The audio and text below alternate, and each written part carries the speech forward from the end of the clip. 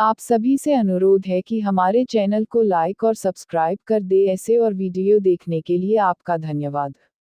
भैया आ जाएंगे, भैया आ जाएंगे बात बहुत पुरानी है। छुट्टियों में मम्मी, मेरी 3 बहनें और मैं नाना के पास पटना गए थे। वहां से वापस अपने घर मुंगेर जाने के लिए स्टेशन तक जा रहे थे। साथ में हमारी बुआ के बेटे काकू भैया भी थे। वह मुंगेर में रहकर BA की पढ़ाई कर रहे थे। उस समय मैं 8वीं में पढ़ती थी। भैया पढ़ाई में मेरी मदद करते थे। प्लेटफॉर्म पर पहुंचे ही थे कि ट्रेन आ गई। सबने डिब्बे में अपनी अपनी सीट ले ली। थोड़ी देर में ट्रेन चल दी। हम सब बातचीत करते हुए मस्ती कर रहे थे। दिन के 2 बजने वाले थे। मुझसे छोटी बहन टिम्पी बोली, मम्मी, भूख लगी है। मम्मी ने खाना निकाला। खाना खाने के बाद सबसे छोटी बहन, जिसे सब छुटकी कहते थे, बोली, मम्मी, कुछ मीठा दे दो। अरे, मीठा तो मैं लाई ही नहीं। तो अगले स्टेशन पर जब ट्रेन रुके, तो कुछ खरीद लेना। केक ले लेना मम्मी। कुछ ही देर में अगला स्टेशन आ गया। छुटकी चिल्लाई, केक केक। पर ट्रेन केक के स्टॉल से काफी आगे जाकर रुकी। स्टॉल तो दूर है।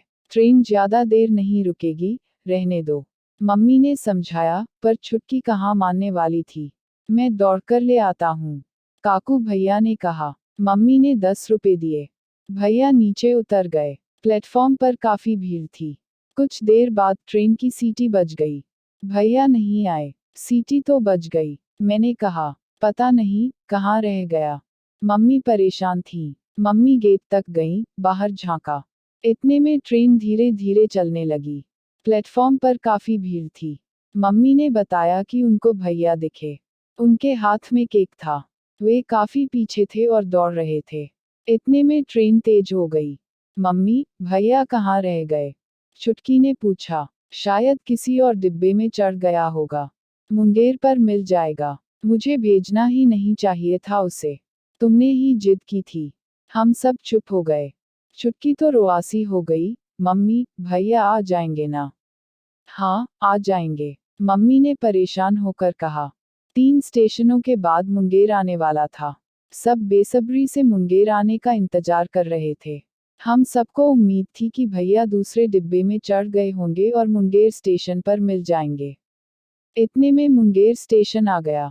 गाड़ी से उतरकर हम भीड़ में भैया को ढूंढ रहे थे। काफी समय निकल गया, पर वह नहीं आए। हम घर आ गए। पापा को देखते ही छुटकी बोली, भैया छूट गए। और पूरी बात बता दी।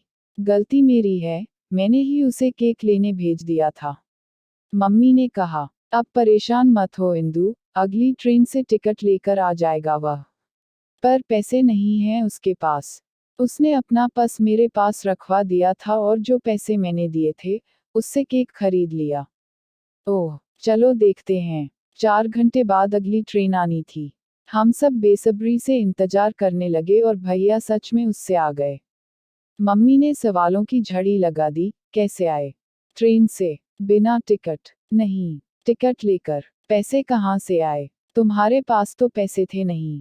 किसी से उधार लिए क्या? कुछ गलत करके तो टिकट नहीं लिया? पापा ने पूछा। अरे मामा जी, मैंने कुछ गलत नहीं किया। तो पैसे कहाँ से आए? केक लेने के लिए मैं दौड़ता हुआ स्टॉल पर पहुंचा। पर वहां पर बहुत भीड़ थी। धक्का मुक्की करके आगे घुस गया।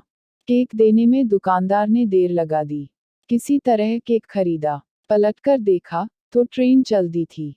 मैं दौड़ने लगा, पर तब तक ट्रेन काफी तेज हो गई। डिब्बा बहुत दूर था, तो मैं रुक गया।